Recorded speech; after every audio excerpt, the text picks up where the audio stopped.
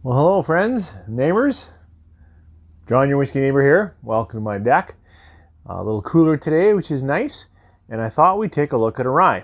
If you're a long-time viewer of the channel, you know that I have enjoyed sampling many different ryes over the years. And, a couple of years ago, I think it was 2017, Jack Daniel's released this rye. This is Tennessee Straight Rye Whiskey from Jack Daniel's. And with the summer construction going on, hopefully you can hear my thoughts when we come back after the break. 3, 4.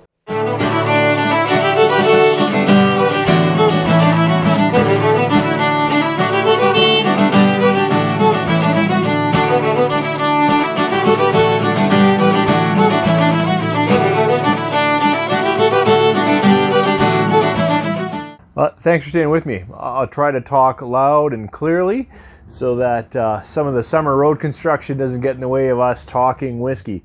As I was trying to say in the intro, this bottle of Jack Daniel's was released, I think, around 2017. I'm not quite sure. But it actually, as I've read, as others have shared, is their first change of a grain bill or a mash bill in a long time, possibly about 100 years.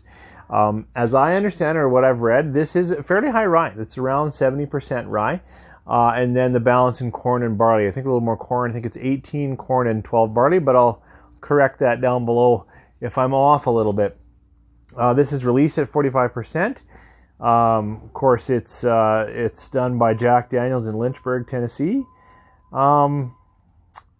And I don't know enough about it. I did read, let's see, what was it, Breaking Bourbon, or one site I was reading the other day, shared that, it's probably a mix of 4 or 5 year old rye, and that they age the barrels at the upper levels of their rick houses, of their aging, their warehouses, which creates a little more variation in temperature. I don't know how true that is. I'm sure it's true. That's a great site, Breaking Bourbon, but I didn't really source that from a lot of places. I was just casually reading online. Well, let's talk of this Jack Daniel's product.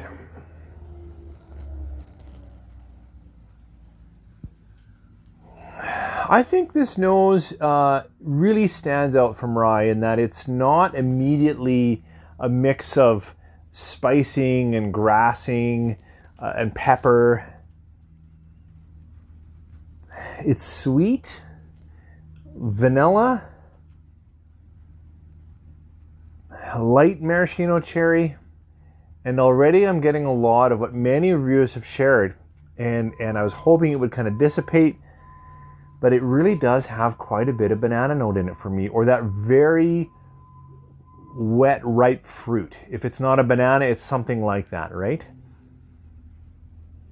I'm wondering where that comes from, because it's fairly characteristic in Jack, and I think it could be their yeast. I've heard that they're using the same, unique yeast in this high rye mash bill as they do in their regular.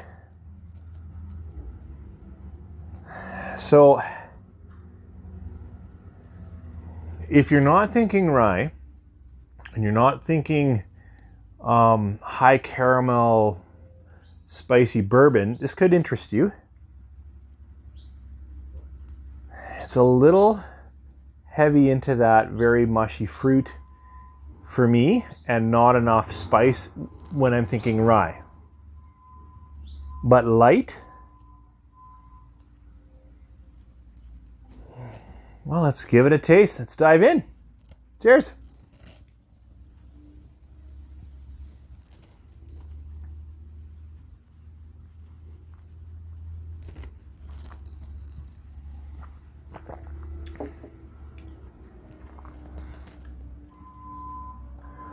At first, again, very sweet, tons of banana.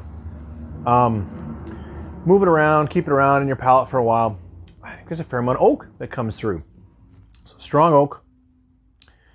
The pepper takes a little while. Maybe I'll take another sip to let it continue to build up in my palate.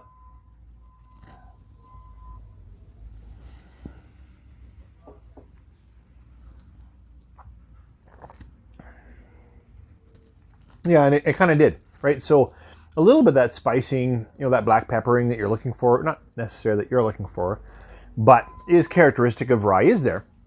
there is some spice in this grain. Takes a little while to get going for me. It doesn't have a depth of spicing. It doesn't run the baking spice gamut. For me, it's really just a little bit of pepper. Lots of fruit sweetness, and oak, char, a little bitter on the finish. Yeah, drying, which I like in rye, so it's nice that it finishes dry. That's about all the high qualities I can share with this thing. You know, I waited a while to pick it up. It's been out for a few years, and I was hoping to get it on offer, and I did. Got it on a great sale. Can't regret the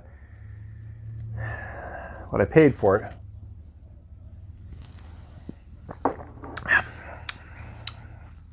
But what I'm going to say, I'm sure will not please any real Jack Daniel fans. And I have to, give a caveat. Everything I always say is always my own palate.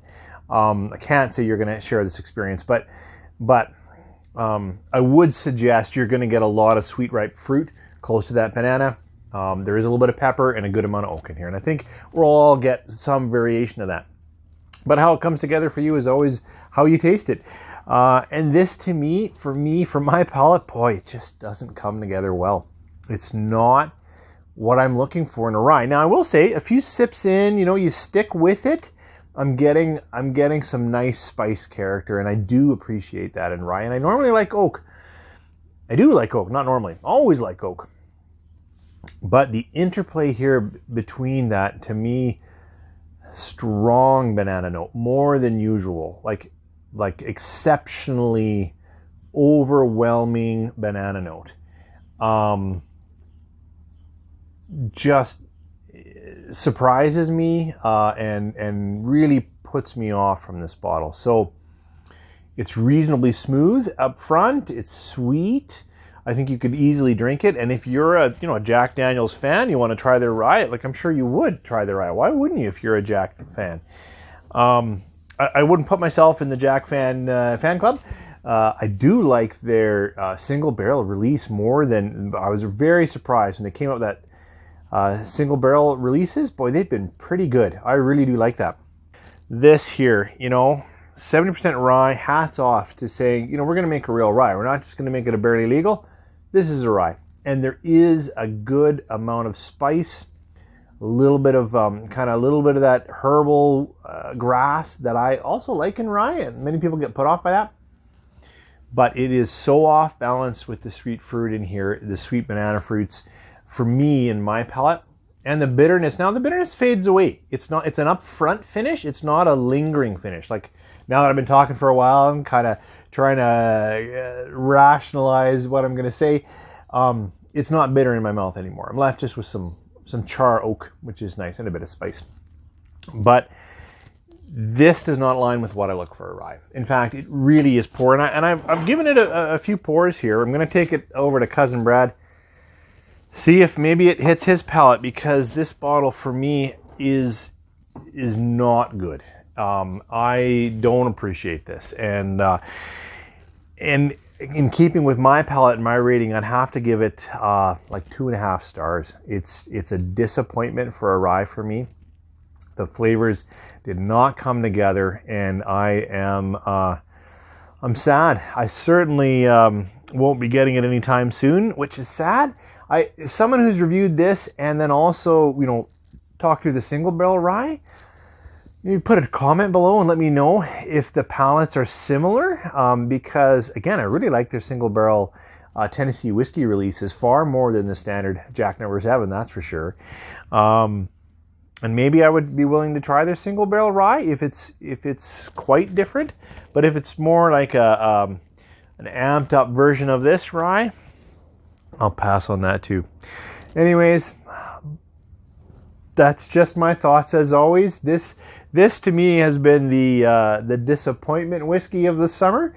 Hopefully I don't get too many bottles like this. It just didn't light me up. I hope if you have it, you enjoy it, and it's more for you. You guys have a great day.